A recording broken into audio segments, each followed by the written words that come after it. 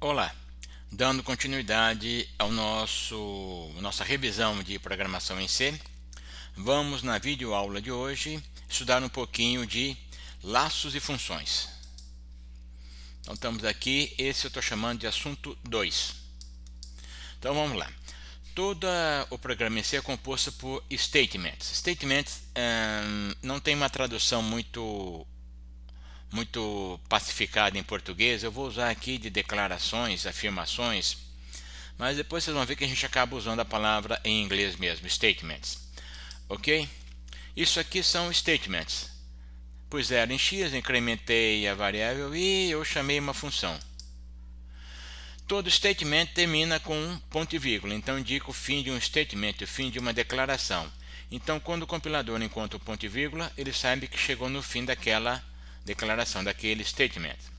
As chaves, os braces, são usados para representar um agrupamento de statements, formam blocos. O conjunto todo que estiver dentro de uma chave vale como um único statement. Então, um único bloco, tudo que tiver entre abre chave e fecha chave, isso é um bloco, significa um único statement. Sintaticamente é um statement. E fecha chave, esse símbolo aqui, indica o fim do bloco e funciona como um statement. Uma coisa muito comum em si, quebra muito galho para o programa ficar compacto, é essa tal avaliação de uma expressão condicional. Vamos olhar um probleminha aqui. Eu quero atribuir em Z o maior valor dos números A e B. Se A for maior, Z é igual a A. Se B for maior, Z é igual a B. Faríamos o seguinte programa, Estou avançando um pouquinho. Se A é maior do que B, Z recebe A. Se não, Z recebe B. C permite que você faça essa expressão condicional aqui. Z recebe e aqui está a expressão condicional. Um pouquinho estranha, Tem uma interrogação, 2 pontos aqui. Composta por expressão 1, interrogação, expressão 2, 2 pontos, expressão 3. E ela é avaliada da seguinte forma: expressão 1 é avaliada. Se for verdadeira, executa a expressão 2, se não, executa a expressão 3. Fez sentido? Exemplo aqui, Z igual a A maior do que B, ou seja, a expressão 1 é essa, expressão 2, expressão 3. Reparem, se A for maior do que B, executa essa daqui, faz A menos B. Se A não for maior do que B, então faz B menos A. Ou seja, estou calculando o módulo da diferença entre A e B. Então, vocês de vez em quando encontram essa expressão condicional, é interessante saber que elas estão aí. Mas vamos lá agora aos nossos laços. Tem um laço não é muito correto, Aqui é expressões de comparação, Então, if. Temos o if, Se expressão é verdadeira, executa esse statement. E temos o if else, Se expressão é verdadeira, executa esse statement. Se não, executa o outro. Isso é óbvio, acho que todo mundo usou, O else está sempre associado ao if mais próximo. Então, cuidado. Se vocês olharem esse pequeno trecho do programa, vocês vão pensar, se x é maior do que 0, isso aqui é avaliado, se não, z é igual a b. Mas na verdade não, o else está sempre relacionado ao if mais interno. Então na verdade é isso aqui que está sendo escrito. O pessoal que programa em Python deve estranhar um pouquinho. Perfeito? Então, se o x é maior que 0, x é maior do que b, z recebe a, se não, z recebe b. Perfeito? O outro temos o else if, na verdade é uma continuação do anterior, Temos o if, statement 1, se não, se expressão 2, statement 2, se não, se expressão 3, statement 3, e assim vai até o último else. Acho que é óbvio, dispensa maiores comentários aqui, Então, se uma expressão é válida, ou melhor, se uma expressão válida é encontrada, o statement associado é executado e a cadeia termina. O último else representa nenhum dos casos anteriores. Se for isso aqui, se não, se for isso, se não, se for isso, se não, até o último. Esse aqui é o último caso. Nenhum dos anteriores foi válido, executa esse. O último else também é opcional. O caso switch. Switch é muito usado, nós vamos trabalhar muito, principalmente quando trabalhamos com registradores de interrupção, registradores com vetores de interrupção. Switch, então, expressão 1. Expressão 1 é avaliada se o valor dela For essa constante, executa esse statement 1. Se for esse, executa o 2 e assim vai até o último. Reparem que aqui é o default. Default significa nenhum dos casos anteriores. Se nenhum dos casos anteriores for encontrado, esse aqui é executado. Ele pode ser omitido também. Case, então, pode estar em qualquer ordem. Não tem que colocar em ordem numérica, nada não. E esse case, na verdade, isso aqui compõe uma grande sequência de programa e cada case representa um salto para um determinado ponto. Ou seja, cada um desses statements tem que terminar com um break. Do contrário, ele emenda no seguinte. Então, usa um break ou também um return. Return também faz o mesmo papel, faz a mesma coisa. Se entre o statement 1 e o statement 2 não colocar um bloco, se o compilador começar a executar o statement 1, o 2 vai ser executado logo em seguida. Vamos aqui a uma funçãozinha muito simples, né? Para representar ou para ilustrar o switch. Aqui a ideia é retornar se o número é par. Retorna 1 se for par, 0 se for ímpar. Números de 0 a 9. Um exemplo ridículo, né? Mas vamos lá. Então a função recebeu um número inteiro n, onde n é o número de 0 a 9, e faz switch n. Se for 2, 0, 6, 4, 8, eu retorno 1. São os pares. Se não, ao default aqui retorna 0. Note que eu não precisei seguir a ordem dos cases, nada, depois um numa linha, 3 numa outra linha, etc. Não tem problema nenhum. Nesse caso, as quebras foram feitas com os retornos. E agora vamos sim tratar dos loops. O primeiro deles é o loop for. Acho que muita gente já usou, é de fácil entendimento. Então, a expressão 1 é a atribuição e inicialização das variáveis. A expressão 2 é relacionar o check o limite de quantas vezes eu vou repetir. E 3 é a contagem, como é que eu vou incrementar, como é que eu vou seguir os passos adiante. Exemplo, variável i e um vetor de 100 posições inteiro. Então, eu coloquei i começa em 0, enquanto o i for menor do que 100, e passo de 1 em 1, né, incrementando o i. Estou zerando o vetor. Alguns desses elementos podem ser omitidos. Veja esse caso aqui. É igualzinho essa função, i igual a 0 e menor do que 100, porém o último não está aqui, o incremento. Ele foi colocado aqui dentro. Não tem problema nenhum. Esse caso aqui é um caso interessante. Reparem, for, não tem nada aqui dentro, é só os pontos e vírgulas. E um statement. Isso aqui é um loop infinito. Esse statement vai ser executado eternamente. A saída só é possível com break ou com return. Esse caso aqui, ó, for igual a 0 e menor do que mim, mais ele faz o quê? Nada, tem um statement vazio aqui, ó, um ponto e vírgula. Isso é um delay, um atraso. Vamos usar isso para tratar de chaves, etc. Muitas vezes o compilador verifica que essa é um laço que não faz nada e retira fora. É o caso do Code Composer.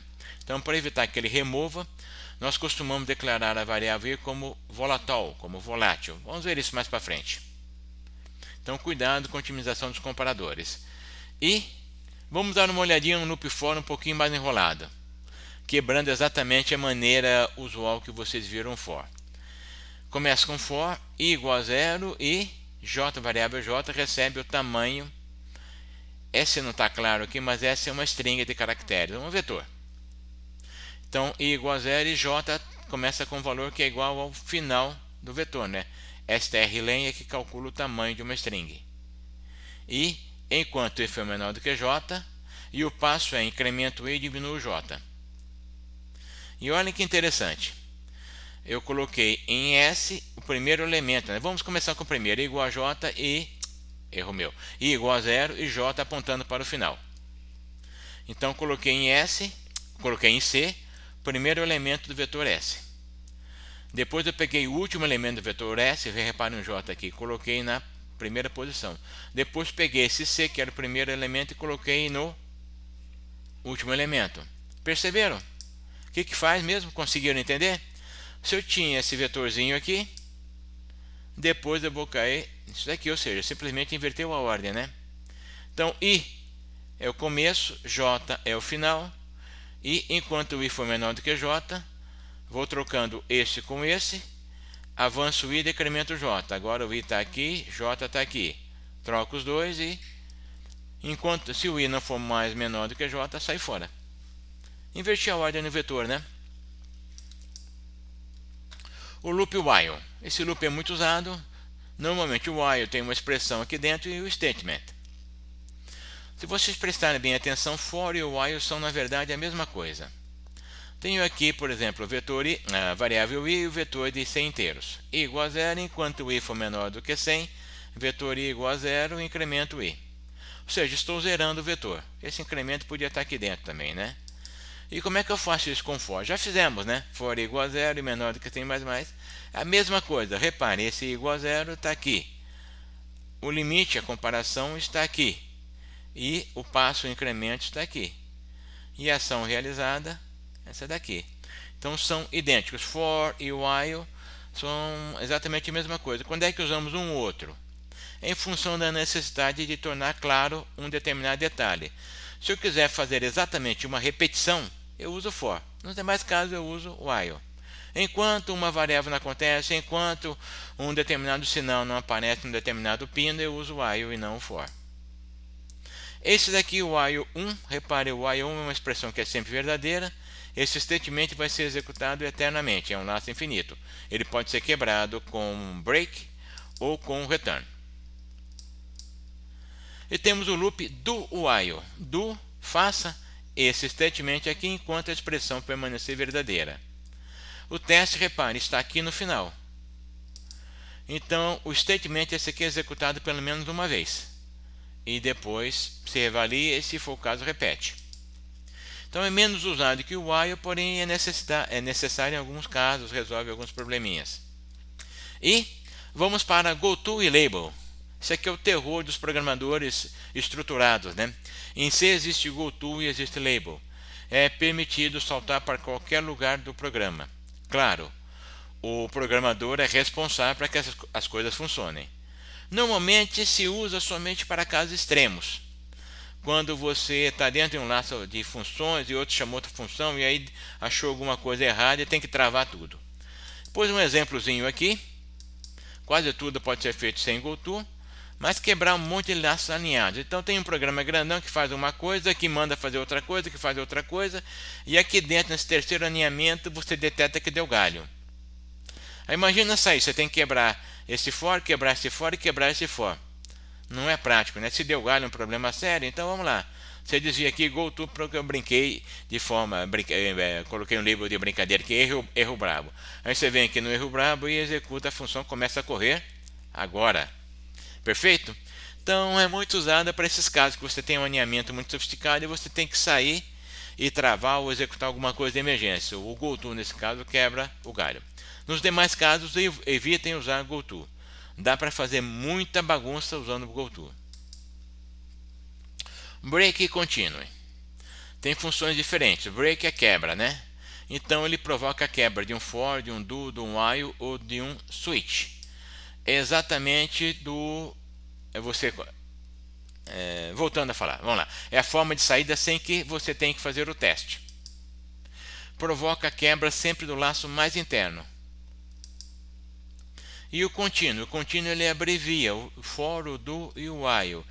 Não importa o que tenha lá no meio, ele vai direto para o passo de comparação. Então o for vai para o passo de incremento e o do e o while vão para o passo de teste. Exemplo aqui, for é igual a 0, menor do que 1000, indo de 1 em 1. Se em algum lugar encontrar um vetor A, posição i menor do que 0, ele não faz o que está aqui embaixo não. Ele vai logo para o incremento e volta a repetir, perfeito? Então no for, o contínuo abrevia, no do e no while eles saltam para o passo de teste. Funções. Estamos quase chegando ao final desse nosso assunto. Funções já comentei no comecinho na videoaula passada, vamos dar mais alguns detalhes. Funções quebram programas grandes em porções menores. Opa, isso é muito bom. Permitem aproveitar o que foi feito por outras pessoas. Você pode aproveitar o trabalho feito por outras pessoas. Tem uma função aqui que calcula os números primos, uma que calcula Fibonacci, uma que determina não sei o que lá. Então vocês podem aproveitar as funções. Esconde detalhes que o usuário não precisa conhecer. Nós estamos cansados de usar bibliotecas em C e não me interessa muito saber o que acontece com a biblioteca, o que é feito lá dentro, só quero o resultado. E que mais? Vamos lá? O programa em C se resume em uma coleção de pequenas funções. E o C te força a usar funções de forma simples e intuitiva. Então você é obrigado a declarar e a usar funções em C. Função, já comentei de forma rápida. Temos aqui novamente uma outra função. Está aqui o nome da função, os argumentos que a função recebe e o tipo de variável, o tipo de valor que ela retorna, o tipo do retorno. Então, função, tipo do retorno e os argumentos que ela recebe. Declarações, statements, e terminou a função aqui. A função começou aqui e terminou aqui nessa chave. Algumas partes podem ser omitidas. Você pode omitir declarações, pode omitir statements. Eu tenho exemplo aqui de função mínima. Qual é? Essa função aqui que não faz nada. Abre chave, fecha chave, que vale um ponto e vírgula. E caracteriza uma função. Retorno. Retorno, você sempre pode retornar uma expressão. Pode ser um valor, um número ou uma conta qualquer. Então, a forma de você retornar um valor de uma função. Se o tipo de retorno for omitido, se considera que ele vai retornar um número inteiro. Na verdade, na função, se você omitir o nome, omitir o tipo da função, ela supõe que você vai receber um único argumento inteiro e que vai retornar um valor inteiro. Alguns detalhes sobre o retorno. O programa chamador, ou seja, quem chamou a função, pode ignorar o valor retornado pela função que foi chamada. Então você não precisa usar o valor retornado. Se não for colocado o retorno, a função retorna quando encontrar o fecha-chave. Se o tipo de retorno for omitido, se considera que seja inteiro. Exemplo de funçõezinhas aqui. Root A recebe duas variáveis, provavelmente calcula a raiz da variável B, né? Raiz A, por exemplo, aqui 2 e aqui B, calcula a raiz quadrada de B e retorna um float. Esse aqui não retorna nada e recebe o número do LED. Esse aqui não recebeu nada, mas deve ler provavelmente a porta 1 retorna o valor lido. Então, várias maneiras de criar funções, passar argumentos e receber valores. E com isso, então, chegamos ao final do nosso assunto 2, laços e funções. Lembre-se aqui uma pequena revisão, uma revisão relâmpago. Não há a mínima pretensão de ensinar C para vocês. A documentação que tem por aí é vasta. No nosso texto disponível para vocês tem também um apêndice com quase 100 páginas dedicada a relembrar C. Ok, então, obrigado, agradeço a atenção.